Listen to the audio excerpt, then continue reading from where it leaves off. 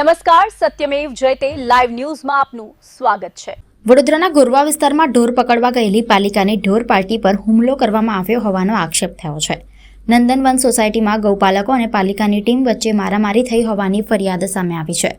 Cattle ઇન્સ્પેક્ટરને લાકડી વડે માર મારવામાં આવ્યો હોવાનો પણ આક્ષેપ છે। ગોરવા વિસ્તારમાં આવેલી નંદનવન સોસાયટીમાં પાલિકાની ઢોર પાર્ટીની ટીમ રખડતા ઢોરને પકડવા માટે પહોંચી હતી।